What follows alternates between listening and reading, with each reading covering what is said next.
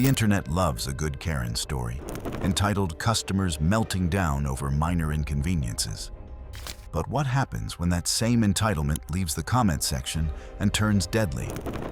These are 6 of the most disturbing Karen deaths.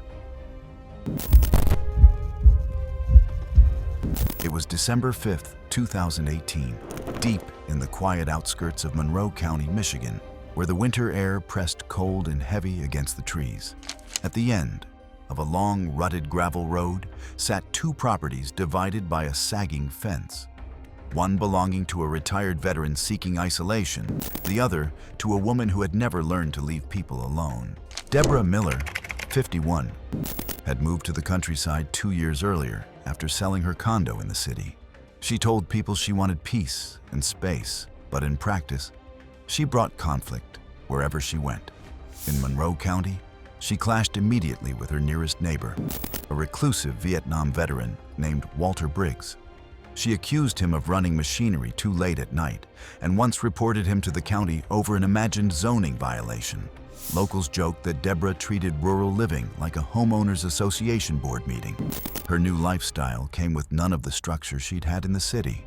She spent mornings posting pictures of her poodle, Daisy, and arguing with strangers on community pages about leash laws. The gravel road between her yard and Briggs's was poorly fenced, and the veteran had warned her multiple times to keep the dog contained. Still, Deborah dismissed him as paranoid. That December morning, when Daisy slipped under the fence and disappeared, Deborah likely didn't think. She reacted. She decided that her neighbor had done something to her dog. The temperature was just above freezing when she stomped down the gravel drive, shouting the dog's name. Briggs's property was marked by clear "no trespassing" signs, but Deborah ignored them, marching past an old pickup and onto the front porch. She began pounding on the door, her voice sharp and rising. Her words echoed across the trees, pulling Briggs from a medicated sleep inside. He had been prescribed sedatives to manage his night terrors, the kind that left him disoriented when startled. The security camera mounted above the porch later filled in the missing seconds. The door opens abruptly. Briggs, still in a faded t-shirt, holding a 12-gauge pump shotgun angled toward the ground.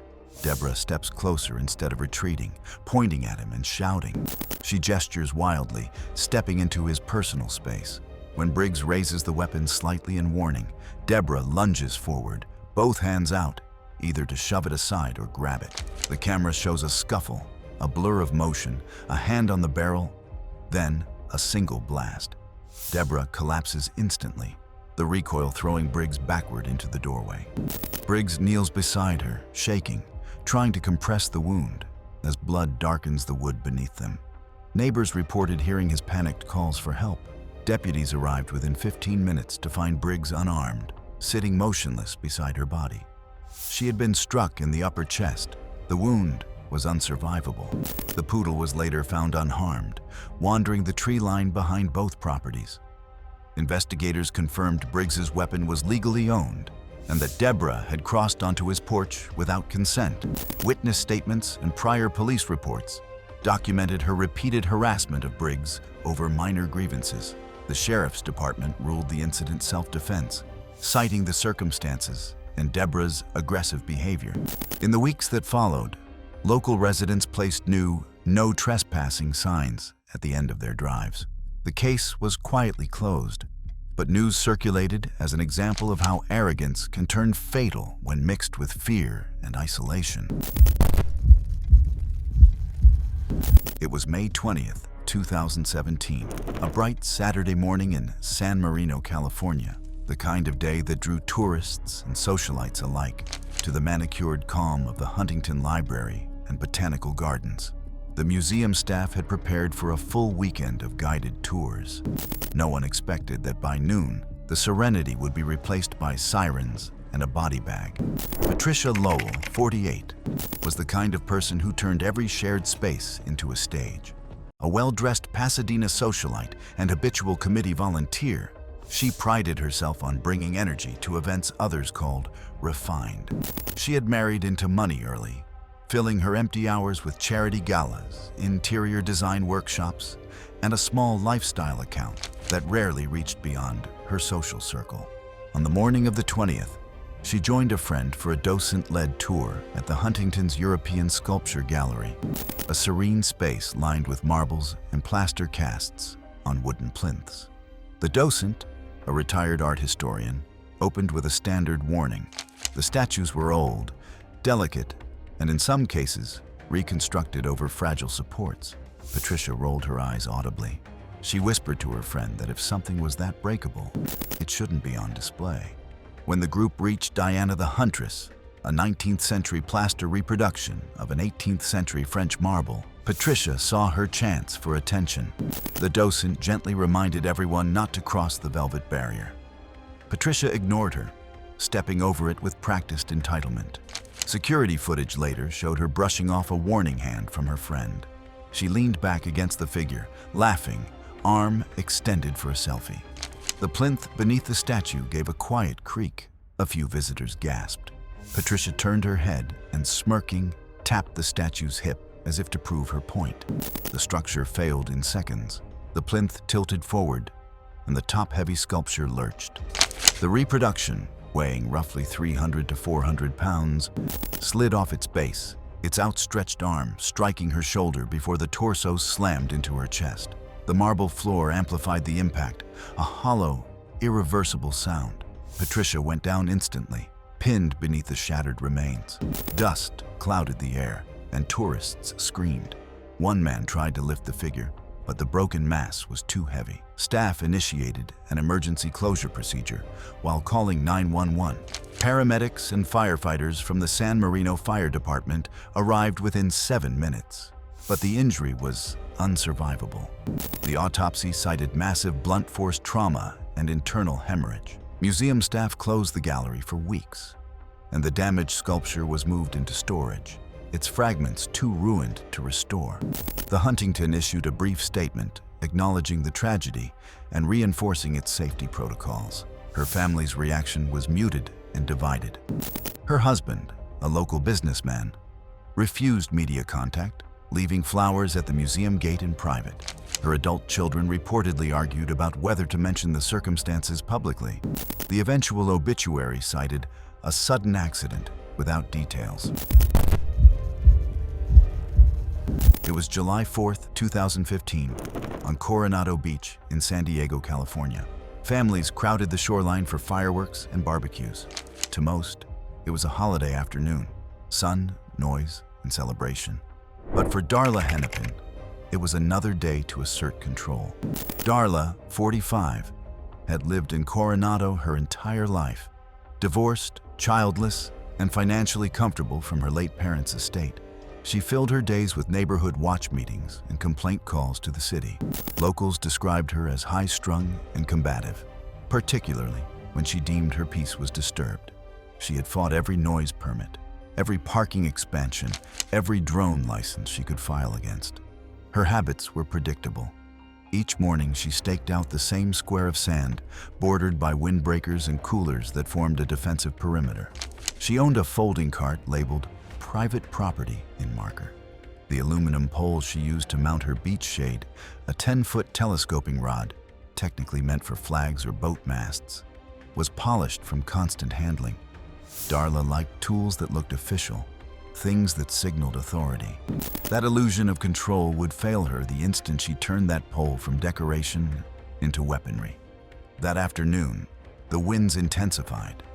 A freelance photographer, hired by a local tourism board, piloted a small drone over the beach to capture crowd footage. The craft hovered nearly 60 feet up, its faint buzz lost under laughter and surf. But Darla fixated on it. To her, it represented intrusion, proof that her space had been violated again. Witnesses later said she began muttering under her breath before storming toward the man's setup near the access road. He explained his credentials and FAA permit, but Darla dismissed him, calling him a creep and voyeur. After failing to get him to stop, she returned to her car, face flushed and determined. When she came back, she carried the aluminum pole. People nearby assumed she was adjusting her shade. Instead, she walked straight toward the descending drone. The photographer yelled for her to leave it alone, but she was already mid-sprint. Sand kicked up around her bare feet as she swung the pole overhead, missing the drone entirely. The effort unbalanced her stance. As she tried again, the tip of the pole arced upward, striking an overhead 12,000-volt distribution line running above the access road. The explosion was instantaneous. A burst of white-blue light engulfed her. The sound, a sharp crack followed by a low electrical hum, froze the crowd. Witnesses said her body stiffened mid-step, arms locked around the pole. For a moment, she seemed suspended before collapsing to the sand. Several beachgoers hesitated, unsure if it was safe to touch her, before one man called emergency services and another cautiously began CPR. Paramedics arrived within minutes. Darla's hand showed deep burns where it had touched the pole, and parts of her clothing were singed. She wasn't breathing, and despite resuscitation attempts, she showed no response. She was declared dead on sight. Investigators found clear scorch marks leading from the contact point down through her sandals, the current exiting through damp sand. Electrical engineers later confirmed she'd struck a 12,000-volt distribution line, an almost certain instant death. In the days that followed, the city framed the event as a tragic accident during a crowded holiday. Safety reminders about power lines were added to beach access signs. Darla's family held a private cremation in La Jolla. Few attended. Neighbors left small flowers near the site, not from sympathy, but acknowledgement. It was January 28, 2018, at the Alpine Lodge and Spa in Aspen, Colorado. Inside the glass walls of the pool complex, only the hum of filtration pumps and the faint rippling of water broke the stillness. A 55-year-old guest, known among the staff for her relentless complaints, had finally found a moment where no one could tell her no. Monica Braithwaite came from money, but not warmth. Divorced twice, she split her time between real estate investments and luxury retreats, convinced her spending granted her special privilege. At every property she visited, she left a trail of incident reports, arguments with front desk staff, threats of online reviews, confrontations over non-existent service lapses. She demanded bottled water brands few hotels carried and often inspected sheets for microscopic imperfections. Her life revolved around control, and Aspen was supposed to be her winter refuge. The Alpine Lodge was designed for comfort at altitude. Sealed glass enclosures, automated heating, and natural gas systems calibrated for efficiency. The indoor-outdoor pool maintained a stable 82 degrees Fahrenheit through a thermostat-controlled heater in an adjacent service room. It was safe, modern, and unremarkable, unless someone tampered with it. Staff were trained never to exceed set parameters, since gas-based systems in thin mountain air could vent improperly. That restriction made sense to everyone except Monica, who saw it as defiance. That afternoon, she stormed out of the spa when told the pool was at temperature. Several witnesses overheard her muttering about lazy employees and cheap operations. The young attendant she confronted tried to remain polite, repeating that adjustments required management approval. When the general manager reinforced that policy, Monica left in icy silence, face taut with restrained fury. Security cameras later showed her returning just before midnight, wrapped in a white robe, slippers scraping against the tile. The service door was slightly ajar. Maintenance had left it unsecured after calibrating the filtration pump earlier that evening. Monica slipped through. Inside, the equipment room was humid and warm, lit by a single flickering fluorescent tube. She located the heater, an older but functional natural gas unit, and spotted the manual control valve. She twisted it with both hands, grunting as the metal resisted. When it finally gave way, she likely heard the faint roar of ignition. What she couldn't see was the small crack in the flue gasket, a fracture that allowed exhaust gases to leak directly into the closed air system. In the thin, low-oxygen air of Aspen, incomplete combustion worsened the buildup, creating a dense pocket of carbon monoxide near floor level. Over the next 15 minutes, carbon monoxide displaced breathable air. Monica reclined on a lounge chair beside the pool, satisfied with herself. Within minutes, the first symptoms, lightheadedness, confusion would have begun. Witness reconstruction suggests she stood up, staggered toward the service door, then collapsed near the heater switch. The gas continued to build overnight. By morning, the concentration exceeded 1,800 to 2,000 parts per million. Levels fatal in under 2 minutes of exposure. At 7:42 a.m., the same attendant from the previous day discovered her lying on the tile floor. He immediately called emergency services. He reported finding a woman unresponsive near the spa pool, unsure if she was breathing. Within 5 minutes, paramedics and firefighters arrived, evacuating the building and beginning CPR. A portable gas detector went off as soon as they entered, so they put on full breathing gear and started airing out the building. Fire crews later measured dangerously high carbon monoxide levels throughout the facility before shutting down the system. The official cause: acute carbon monoxide poisoning. In the following weeks, the Braithwaite family filed a wrongful death suit alleging negligence. Investigators, however, found security footage confirming unauthorized entry. Records showed Monica had filed similar comfort complaints at 3 previous resorts. The hotel paid for a full ventilation overhaul costing more than $100,000. For a time, guests would still ask about the rumor of a woman found by the pool, but the questions dissipated over time. It was September 15th, 2016, at Wat Phra Sing in Chiang Mai, Thailand. The air was heavy with humidity, and rain from the morning monsoon clung to every polished surface. The temple's bells chimed softly in the distance as visitors moved quietly, sandals stacked neatly by the entrance. Amid the calm reverence, one foreign tourist was growing restless. Chloe Davenport, 39, tried to make her living on contrarian travel content. Her channel was built on disdain. She positioned herself as a truth teller, claiming to expose fake tourism experiences. In reality, her videos drew small audiences who watched more for the spectacle than the insight. Brands had stopped sponsoring her months before, citing unprofessional tone. Yet Chloe remained convinced she was on the verge of a breakout moment. She micromanaged her boyfriend, who doubled as cameraman, and berated locals when they didn't cooperate with them. Her reputation for confrontations had followed her through hostels across Southeast Asia. Temples like Wat Phra Sing, especially during the monsoon season, required care and awareness. The marble terraces became slick from condensation and tracked in rainwater. Signs warned visitors in multiple languages to remove shoes for safety and respect. Monks cleaned the floors frequently, keeping them pristine but dangerously polished when damp.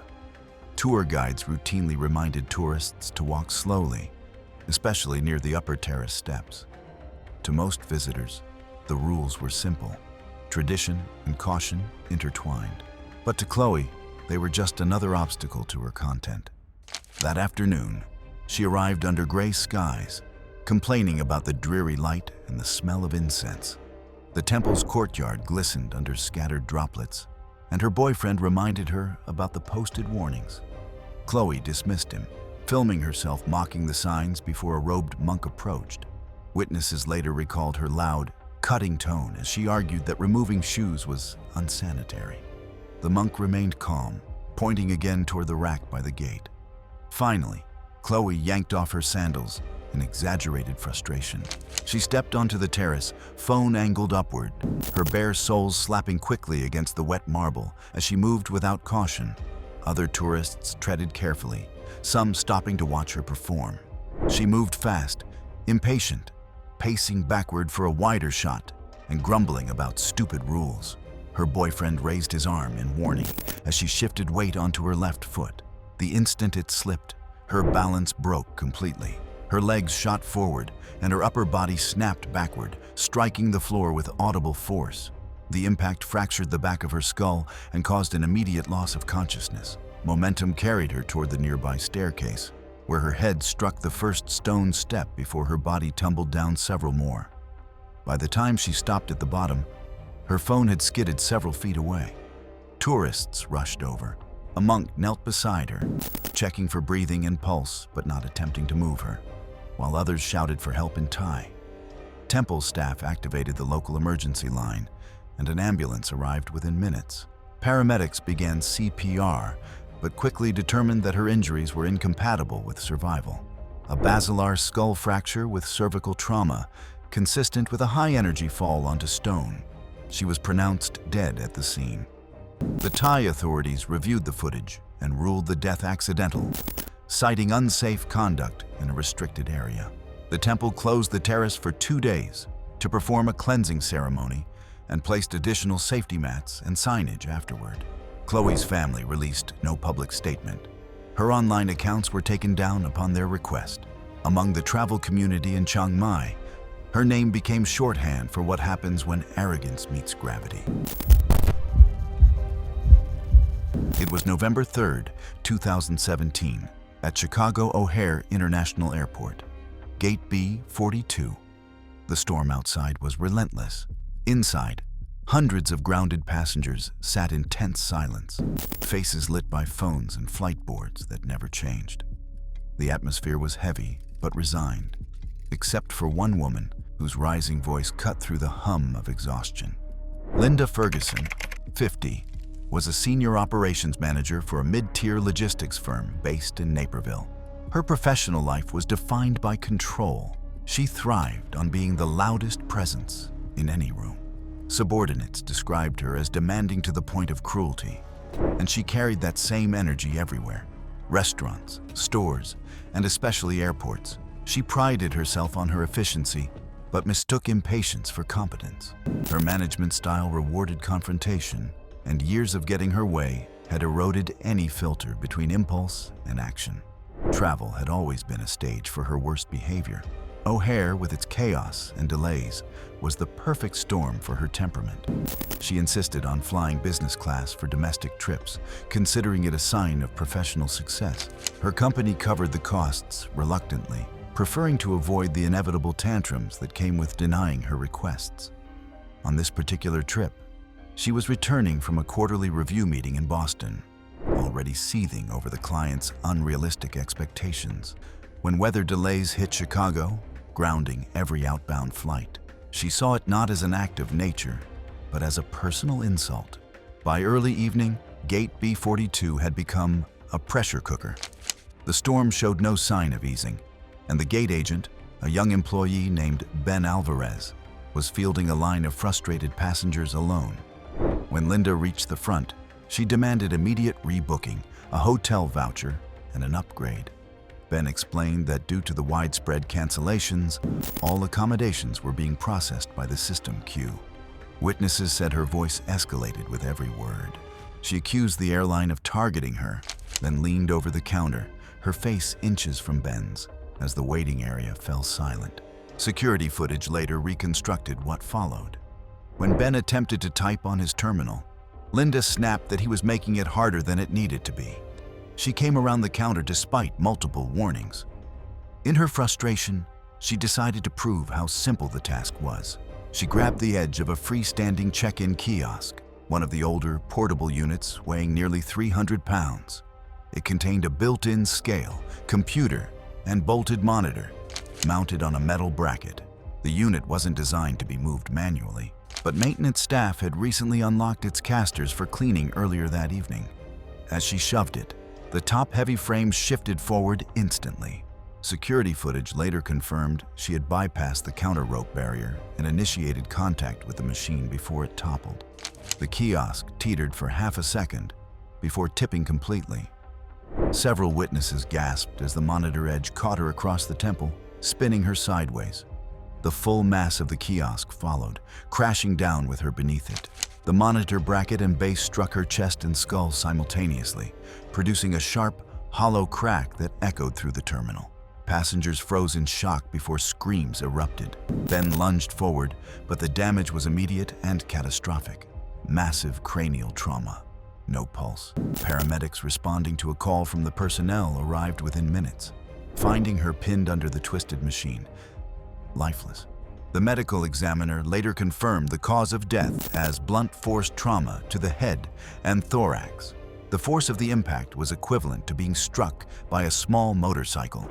The airline issued a brief internal notice, citing a fatal accident involving passenger interference with gate equipment. Legal representatives reached a confidential settlement with the Ferguson family to prevent litigation. In the days after, Ben Alvarez was kept out of the terminal while investigators reviewed footage. Co-workers said he barely spoke, staying behind closed doors in the operations room until his shift ended. He filed an incident report, then requested transfer to a non-customer-facing role. He never returned to Gate B42. Thanks for watching. If these stories entertained you, click here for more.